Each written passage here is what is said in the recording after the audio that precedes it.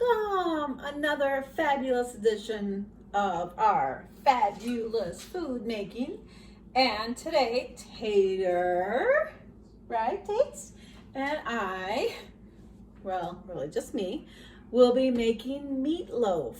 Meatloaf, when was the last time you had a good meatloaf? Well, people still eat it and it's still awesome. And if you don't have awesome meatloaf, you need to try this one. So, right, Tater? Yes. So, I have my hamburger. Now, I'm using ground chuck because I like to use that. It's got a little bit of fat in it. Makes it a little more juicy goodness. And I have that in my bowl. I have about 2 pounds. And to my meat, I'm going to add 1 egg. Splotch it in there. And I am also going to add about a 1/4 cup of Quaker Oats. I use the quick 1-minute oats is what I usually buy. And then just a splotch of milk to give it a little more creaminess. A splotch, that's about what a splotch is. I don't know, a couple tablespoons or so. And then I'm going to add some salt. So I'm just shaking some salt from my salt shaker and pepper. My pepper, I like the ground pepper because, you know, it just gives you that little extra oomph of pepper.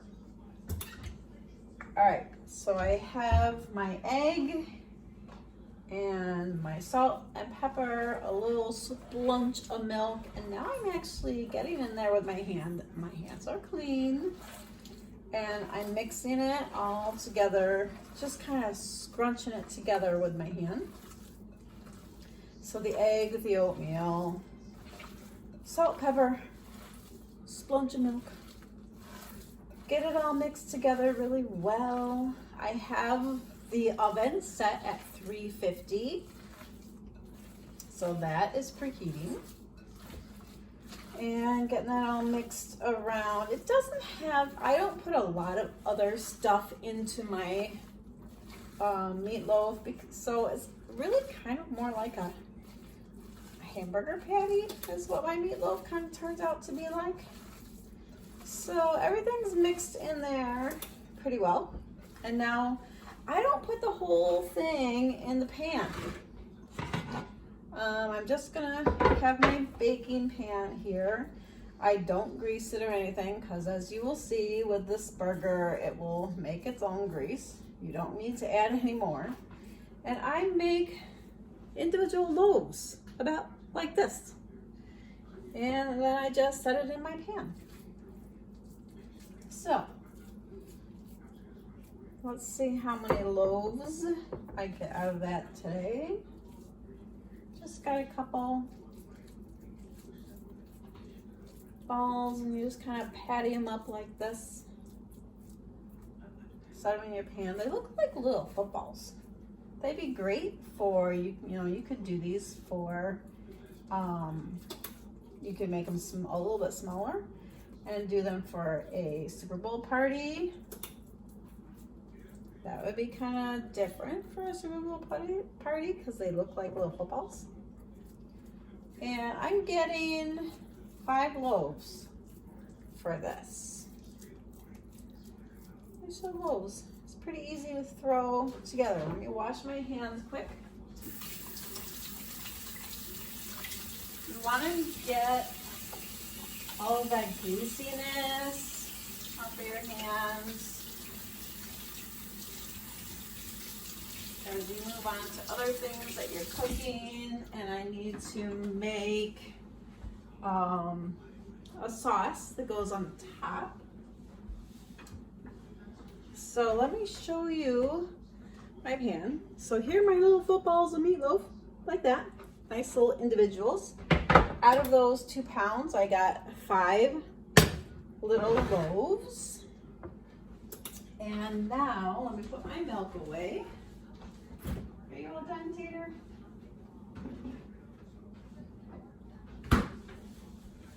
Now I'm gonna get a bowl to make my sauce that goes on top. And once again, I've been doing this so much, I really don't measure things. I have brown sugar. You can use light brown sugar or dark brown sugar, whatever you have in the house. And I have like a really big heaping teaspoon. Maybe I'll add just a touch more. And yellow mustard. Gotta use your yellow mustard. Just a little bit in there. And then I have just some tomato ketchup. Put a bunch on there. And now mix that around so you have a really nice sauce. It smells really tangy. You want to get it all mixed around so it turns into like it looks like a barbecue sauce, the barbecue kind of color. You know, that deep red. Not bright red, it's more like a deep red. All right, I have it mixed around, but I want to taste it.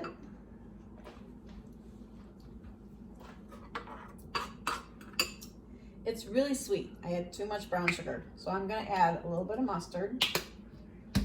Try to even that out a little bit more. Mixing in the mustard. All right, let's taste that. Perfect. Tomato ketchup, brown sugar, a little bit of mustard. You got your sauce to put on your delightful meatloaves. So now I just need to spoon them on top of each. You know, tonight for dinner, again, it's just my husband and my son Luke.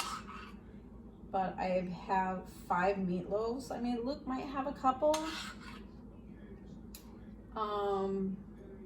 But this ensures me that I will have an extra one that I can have for lunch and maybe have a meatloaf sandwich. Oh, if you haven't had a meatloaf sandwich, you've got to try it. You just slice up your meatloaf the next day. It can even be cold meatloaf sandwich. Now, don't be grossed out. You gotta try it, it's really good. Okay, here's what it looks like. I have the sauce on the top of it. I've got my little meatloaves ready. My oven is all ready at 350. I'm gonna pop it in the oven, 350 for an hour. Sometimes it might take only 50 minutes. So check it at 50 minutes and see how they look.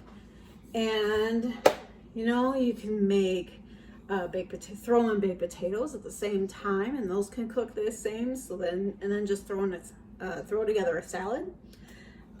So I will see you back when I pull these babies out of the oven.